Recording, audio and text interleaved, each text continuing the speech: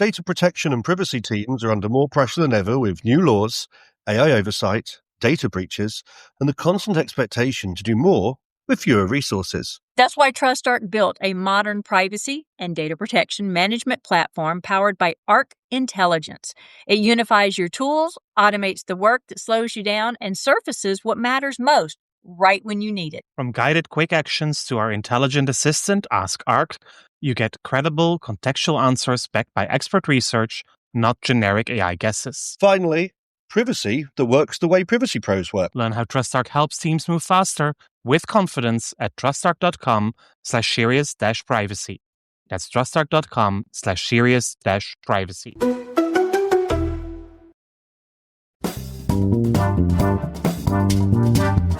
This is Serious Privacy. Here are your hosts, Paul Breitbart and Kay Royal. Good morning. This is Tuesday. This is the first day of the IAPP Global Privacy Summit in Washington, D.C.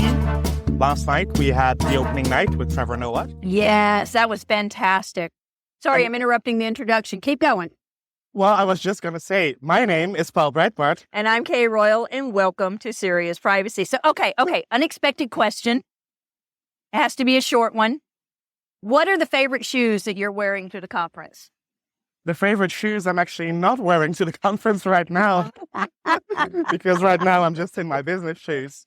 Because I thought that still would be a better fit. But the favorite shoes are actually saved for the party tonight. Nice. Because the LGBTQ party. The LGBTQ plus ally party. Yep.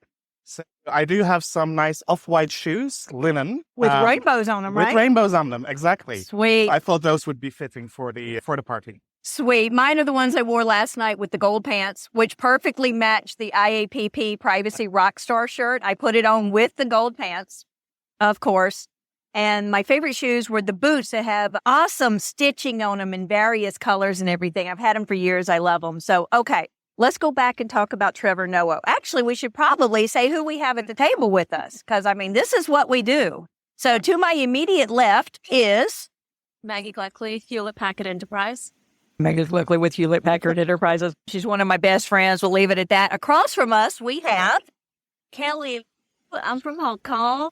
And she's up with Deek. It's a law firm in Hong Kong. And it's amazing because she was telling us some stuff she learned about PIPL. PIPL earlier. No, it means PIPL. And good mix of people we have here. So I have no idea how this is going to work audio-wise, but we'll see when we start editing. Kay, what did you think of Trevor Noah? Oh, I thought it was fantastic. I didn't know what to expect from him. I hadn't read the book, but of course I'd seen him before on TV and everything. I thought it was a fantastic session. I quoted a few things he said. In particular, he gave two analogies. One of them of you don't know how many steps there are in the world until you're in a wheelchair. Mm-hmm. And then the one after that. About discrimination and acts that you see. It's like an invisible car. Your friend got hit by an invisible car and you didn't see it. And I've told the story many times about you don't recognize discrimination until it's directed at you. But the way he explained it was fantastic. I loved it. Absolutely. I really enjoyed the quote from his mother that you need to prepare for a future that you may never see yourself. Right. And always be ready for what's coming next. Now, were you at Trevor Noah? Yeah, I'm so bummed out that I missed Trevor Noah. I thought that he was going to be here today until I checked my itinerary and I was like, oh no, I missed it. Oh, I'm so sorry. Yeah, but I'm so glad that, that it was really good. Yeah, and I love those quotes that you just mentioned. Yeah. Yeah, it was really cool. What about you? I think the conversation about his mother and the relationship with his mom and what she taught him over the years, especially, how he grew up and his perception of the world. He sees the world with many different views, not one myopic view, which is fantastic. And the philanthropy work that he's doing, promoting, part of it is technology, and his interest in AI and working with large companies to understand the impact. And he talked a lot about, you see it one way. You look at the technology as what's forward facing, but you also have to look behind because you have to look at those unintended consequences. That was one of the other quotes I gave from him, yeah. So yeah, it was a great opening session. Trevor Hughes announcing that IAPP is now over 80,000 2,000 members globally, which is Now, incredible. how long have you been a member of IAPP, Paul?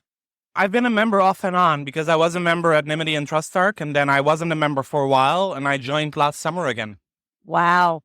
So you started probably back in Back in 2016. 2016. Beautiful.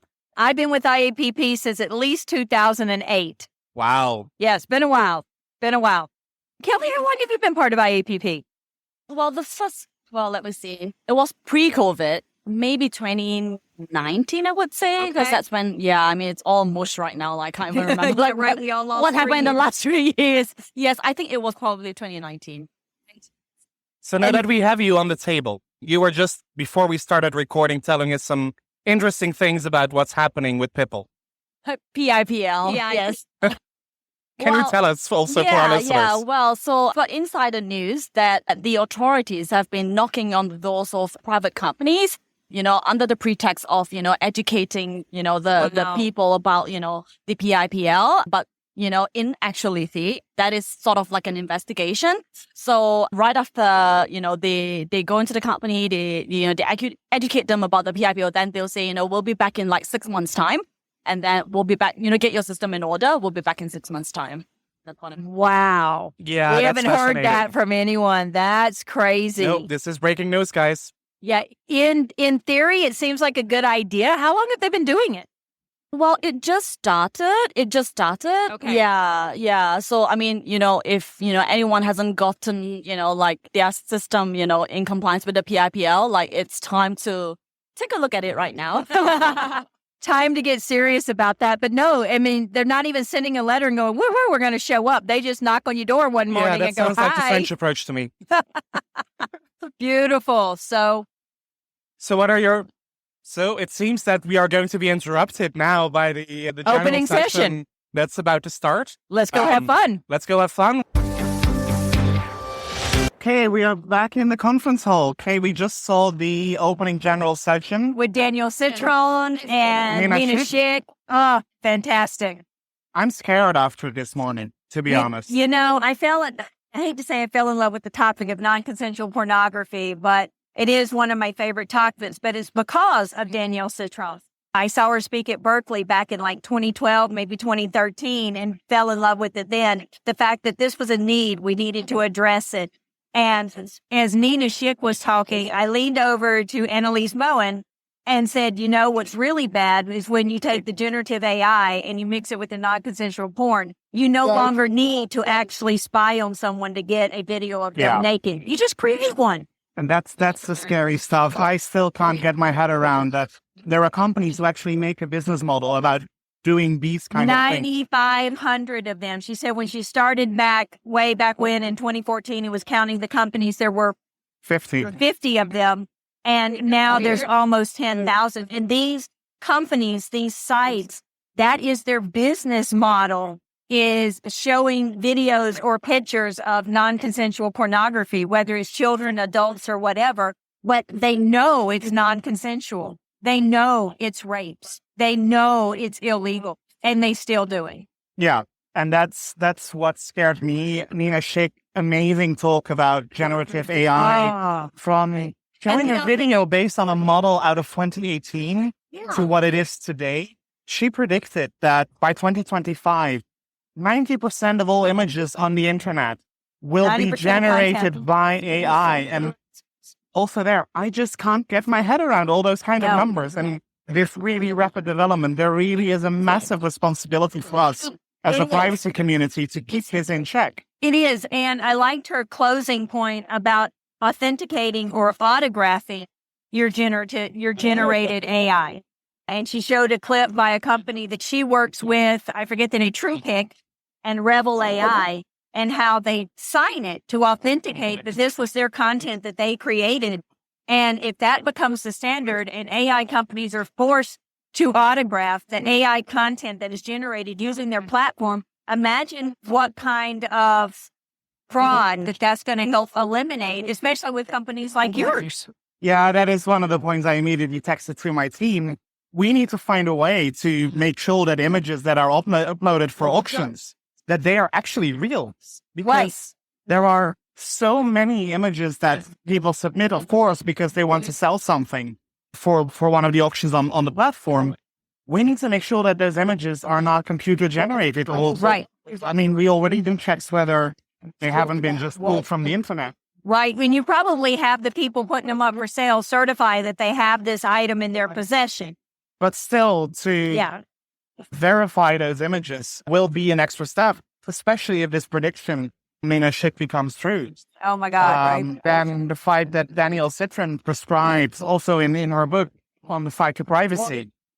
The book that I'm in the line to get right now, which you and I ran over here, and I think there's only like 10 people in line behind me. Yeah. Barely and in time. about 700,000 before you. In fact, what that line over there was going all the way back past the black curtain. So even though we're not moving, there seems to be progression. Sure. And I have a coveted red ticket. Yes, you just don't have the book yet. Now, true, I probably could have got the book with all the people I know that know Danielle. And I've met her myself, but I'm not going to say I know her. I've actually reached out to her when, like I said, when I started on this topic, it was getting information from her and stuff. But, this is so much more fun to stand in a 1,000,000-mile line and get her signature. I did the same at IAPP a couple of years ago when Margaret Atwood was here. Yeah, right. I actually had bought the books in Paris because I was in Paris just before IAPP, and there was this wonderful English bookstore on the Seine where I got her book and then had it signed here. So that was the perfect memory of a great trip.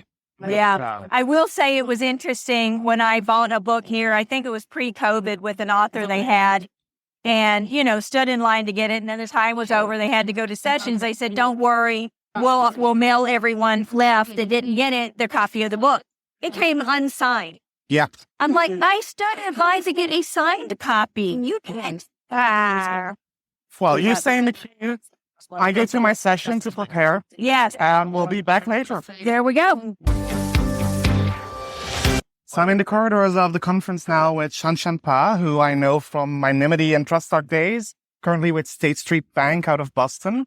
Shanshan, welcome. Like to see you.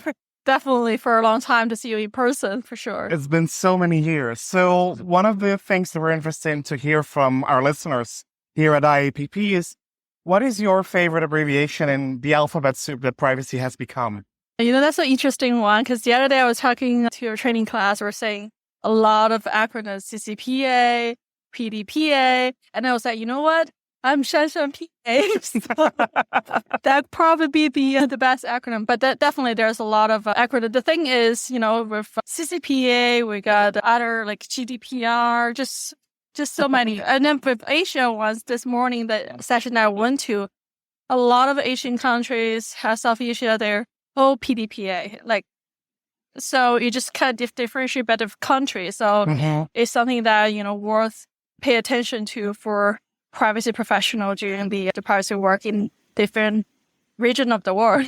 Absolutely. So what is your core focus here at IAPP? Are you mainly looking at the Asian panels? Are you looking at marketing, at transfers? What's definitely a variety of a perspective. I'm just trying to learn, even just for myself, to catch up with too much going on. I mean, everyone said there's so much going on. For example, the APAC one that we're just cramping in like 5 or 6 countries in one session. There's a lot of privacy law changes. And also I just came from the FTC ones. There's different case study about, what's FTC enforcement down the road. So definitely a lot of good session. I'm going to go to the Barbara Lee ones this afternoon about the whole do and don'ts in China. And they're going to do a comparison with CCPA as well, with PIPL. So acronyms. So that would be interesting to see. Would you say that the privacy community is still too much focused on Europe and the US? No, I think the it's definitely broader and wider, but US and EU definitely still focus with the GDPR being a lot of a benchmark to start with, and then the US, we just have so many different state ones popping up here and there, and so definitely this is more common. I mean, I think this year we'll even have an Africa speaker as well, talking about different regions. So it's really becoming a global privacy summit. It is a global for sure, yes. Happy to hear that. Thank you so much. Okay, we're recording. So I'm here with Izzy Han, who we heard before in one of our episodes about the papers in academia.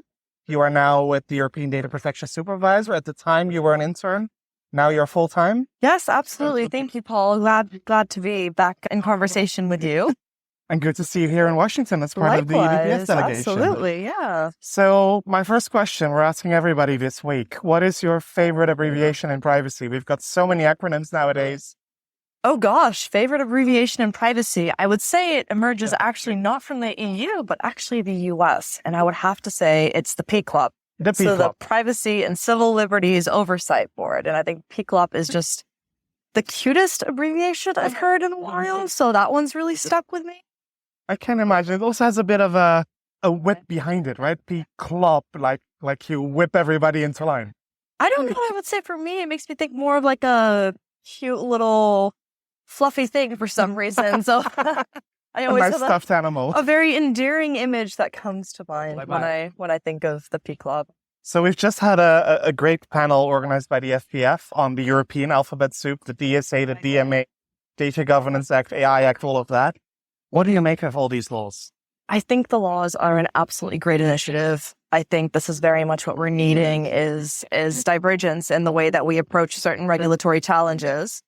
And I think despite the challenges that we're seeing from the emerging acts of the European Commission, I'm very hopeful that there's a way to overcome them in a way that ensures consistency across regulation as opposed to fragmentation. Very nice. Thank you very much, and have a great conference. Thank you, Paul. Likewise. So, good morning. This is day 2 at IAPP Central. Woo-hoo! And we are at breakfast with a whole bunch of privacy people. My name is Paul Breitbart. And I'm Kay Royal, and welcome to Serious Privacy. We'll go around the table. I'm Stacy Kenley. I am a privacy program manager at Autodesk and have been within privacy since 2016. Oh, my goodness. Around the table. Hello, everyone. It's Lillian Russell from LA County having breakfast with my privacy friends here at Summit. Good morning. It's John Burke from Value Privacy. Enjoy the breakfast. I am Elvia Gastello. I'm formerly with Little US, and I am working in the convergence of privacy and competition law. Good morning. This is Jamila Palagonia. I'm an executive vice president at Willis Towers Watson. My focus is cyber insurance and bringing privacy into the cyber insurance world. So, question for all of you. What is your favorite acronym in the alphabet soup that we currently have? Oh, got to go around. Okay. Favorite acronym in the privacy plan? For me, VCDPA, because that was my life preparing the company for the VCDPA compliance last year. What's your favorite acronym in privacy? I think now is the CPRA, because we've been waiting so long for it and we've been talking about it so long and there were so many changes. And now it's just going to come into force July 1st. Hi, everyone. It's Stacy, and I'm going to give you a few. Being from California, CCPA was one of my favorites. Now CPRA, as well as COPPA. A lot of activity going on around children and privacy, and so COPPA is my new favorite. Okay, go Lily. My favorite is COPA because every time I hear it, I sing Copacabana. My favorite is LGPD because I struggle with Portuguese, but I have to speak it. Oh, nice. I don't know that I have one answer, Bob. Well, try a few of them. Okay. I like Pipida because for so long it was Pipeda for me. And then I got educated and was told it's Pipida, like Pippa Longstockings. And then I would say that for me and Paul, PIPL stands out because he and I argue it's not Pipple, it's PIPL. And then HIPAA. So HIPAA stands out to me because that's where he started in privacy. Yeah, that one. PAA. But for the same thing. And so when you come with HIPAA and you have that, because if you misspell HIPAA, HIPPA, as a salesperson, I will block you from my email. If you can't spell HIPAA right, we're not talking. But PHI and PII and PI always get me. Always. Just all those, they sound so much fun. What about you, Paul? Well, I mean, I have to include GDPR, obviously, because... You mean good for? Yeah, good for. I have to include GDPR, being European, but I also very much like DPIA. Okay. So I'm standing here with Eduardo Ustaran, one of the most visible privacy lawyers in the world, still with Hogan Lovells. Eduardo, good to see you again. What is your favorite abbreviation in privacy at the moment? Well, it has to be BCR. It's linked to my own life. I think I can show you the tattoo I have with the letters BCR, but I think that is still a long time to run. And BCRs are still popular with companies? It's still popular, and I think in a sense the opportunity is still there to make it work even better. So during the conference, we heard a lot about generative AI, some very scary stories, some more optimistic. What's your take on this whole development? Yeah, I think the whole debate about AI and generative AI is a little bit distorted by the hype. And that's understandable because we live in a very hyped up world. But ultimately, it is a technology which is going to transform the way we live. And I think we just need to make sure all of our efforts are made to maximize the opportunities it has to improve our lives. So that's how I would look at it. Well, let's see whether that happens. And for the rest, what is your takeaway from this IAPP summit? Oh, well, the best thing is to be able to, be together again and see people and work together with others face to face. And you just mentioned AI is centrally been has been a central topic of the discussion. So one of the things I'm taking away is that AI and AI regulation and the previous implications of AI are going to be a top issue for our community. Thank you very much. My pleasure. Okay, so conference is over. Paul and I are loading up the information, the interviews, the conversations that we've had to produce the podcast, but wanted to give a little bit of our closing thoughts to the IAPP. So, Paul, I give the first honor to you. What did you walk away feeling, thinking? What stood out to you? I walked away overwhelmed, happy, tired, excited, curious, with a completely fried brain of all the overload of information that I got. Yeah. I think if there are, my takeaways probably is generative AI is going to be a problem for the privacy community much faster than I had expected at the start of this year. And not just for the privacy community, but for business everywhere. Just think about reliability of information, think about reliability of code, copyright protections, misuse of data, misinformation. All of that is very quickly going to become an issue.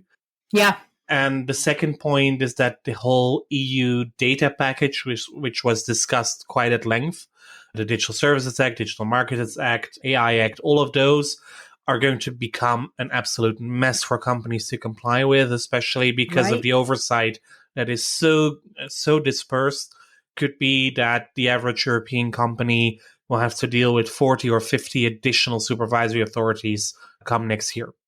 Help. Yes. I'm throwing my arms in the air going, what the heck? Yes, absolutely agree. And I think it's interesting. Today I spoke on a panel for BSI, and it was about digital trust and digital chaos and what can boards do and can companies maintain trust. And I just kept thinking back to IAPP.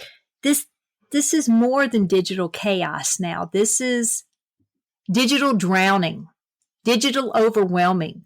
Mm-hmm. Even if people do care, even if they're not apathetic, who knows everything that happens with your data? My point then, which I'm sure I have a point as it relates to IAPP, my point then is you need to take the burden off the consumers.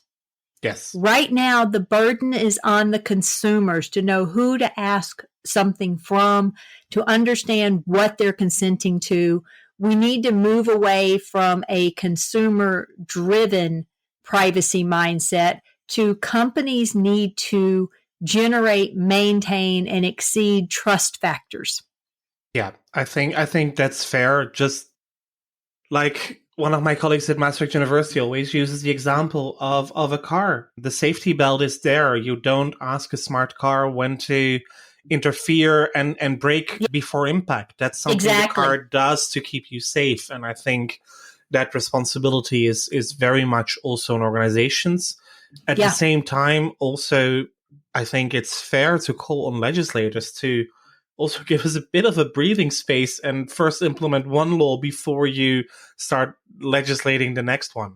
Or at least put them in together. Speaking of laws, we're going to hope to connect with Mike Hensey on the Washington My Health, My Data law that's passing, which is not a really good law, it doesn't seem like, but we'll get in that to another. Coming out of IAPP, Paul, I was like you. There was a cartoon or a meme posted on LinkedIn with Spider-Man swinging building to building. This is the way I feel at IAPP.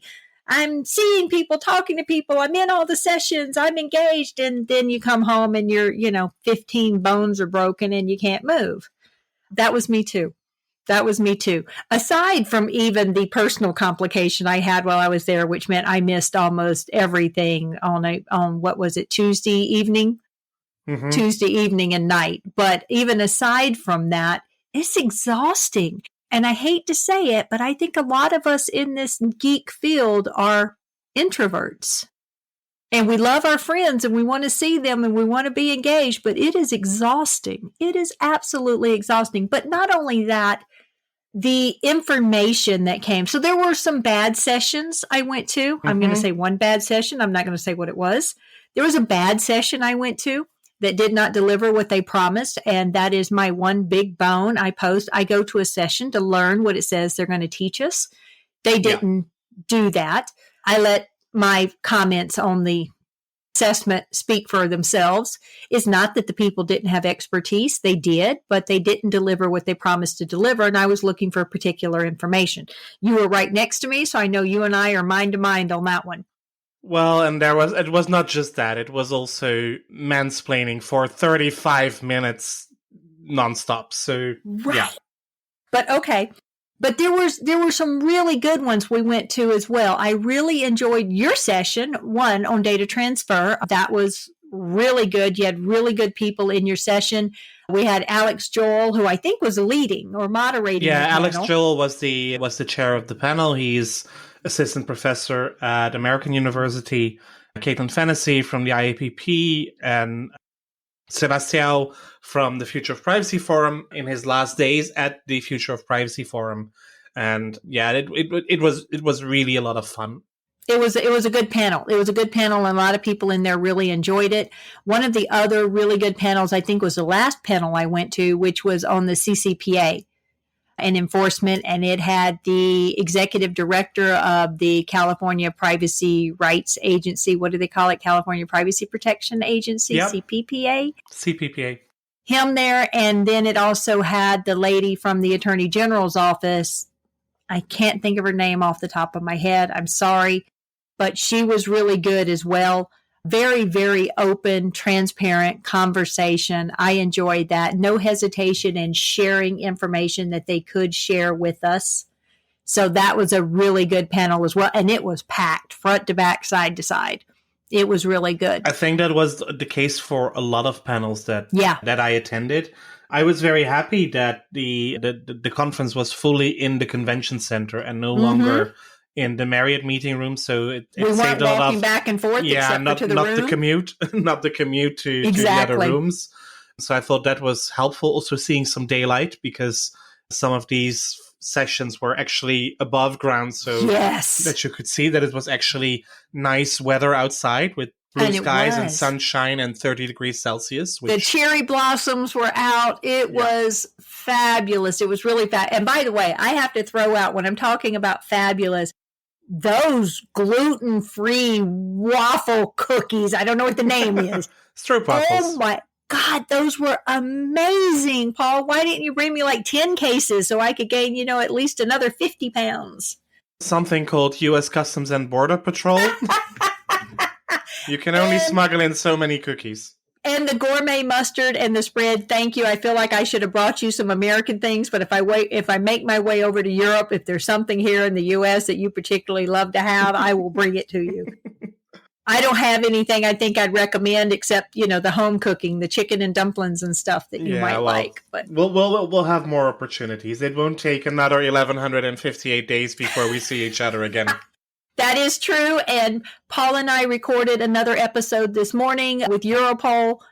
Fabulous episode. Y'all are going to love it. It will come out the next week. And then after that, we are on our 150th episode. So those of you who are new to us, thank you for joining. Those of you that have been with us since the beginning, and I know there's at least 5 of you, thank you. We appreciate our listeners, our fans. We meet new people all the time.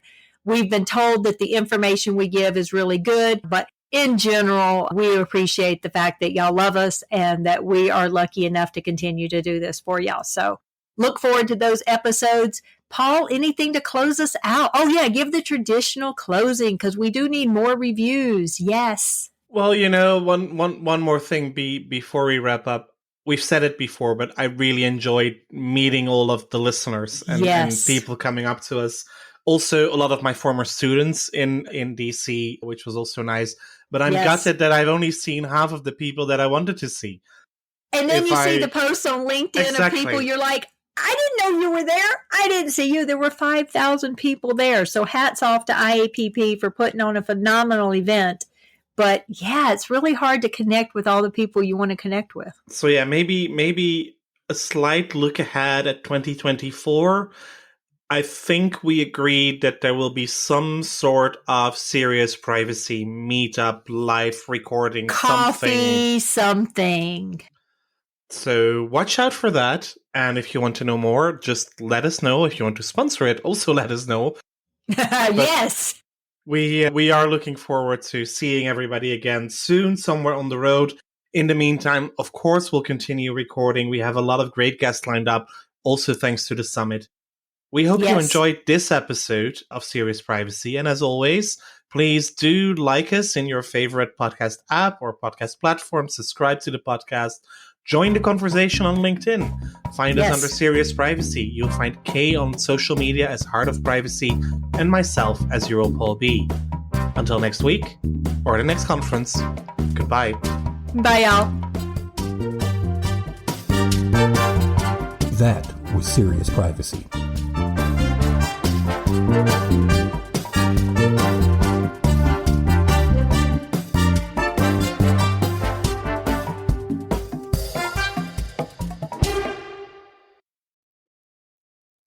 If you're a data protection or privacy professional, you already know the pressure. Non-stop regulatory change, AI oversight, internal demands, and the expectation to somehow stay ahead of it all. And the old patchwork of tools just isn't cutting it anymore. No.